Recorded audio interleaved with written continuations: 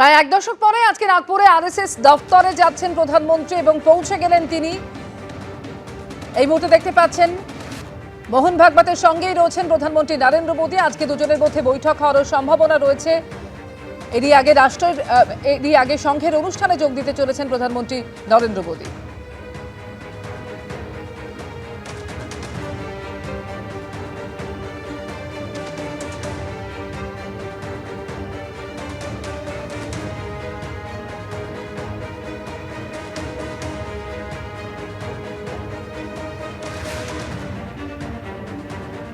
মোহন ভাগবতের সঙ্গে আজকে বৈঠক করতে পারেন মোদী। আরএসএস স্মৃতি মন্দিরে পৌঁছে গিয়েছেন প্রধানমন্ত্রী। নাগপুরে পৌঁছানোর পর প্রথমেই তিনি আরএসএস স্মৃতি মন্দিরে পৌঁছে যান এবং এখান থেকে সংঘের অনুষ্ঠানে যোগ দিতে চলেছেন প্রধানমন্ত্রী। এরপর মোহন ভাগবতের সঙ্গে একটি বৈঠক করারও সম্ভাবনা রয়েছে তার। প্রায় এক দশক পরে আজকে নাগপুরে আরএসএস দফতরে যাচ্ছেন প্রধানমন্ত্রী। তার আগে আরএসএস স্মৃতি মন্দিরে পৌঁছে গেলেন প্রধানমন্ত্রী।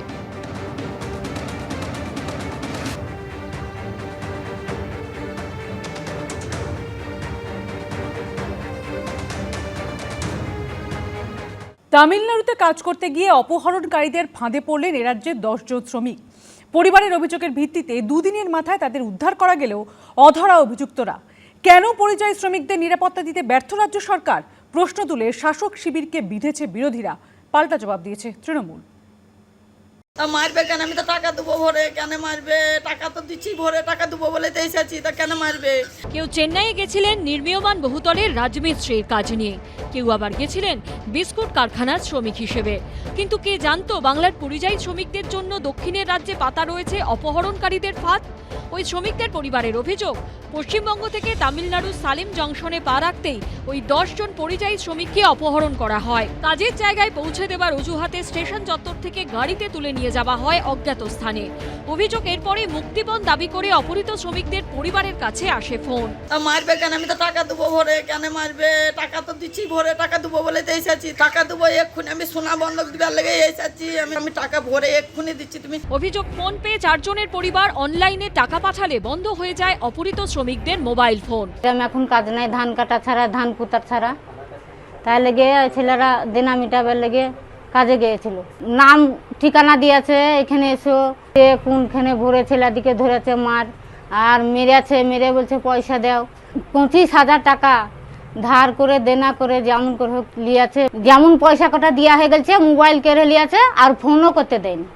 শুধু অপহরণ করে মুক্তিপণ দাবি করাই নয়, ওই শ্রমিকদের উপর চলে অকথ্য অত্যাচার।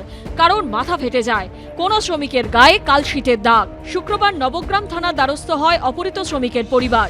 মুর্শিদাবাদ জেলা পুলিশের তরফে তামিলনাড়ু পুলিশের সঙ্গে যোগাযোগ করলে শেষ পর্যন্ত উদ্ধার করা সম্ভব হয় ওই 10 জন পরিযায়ী শ্রমিককে।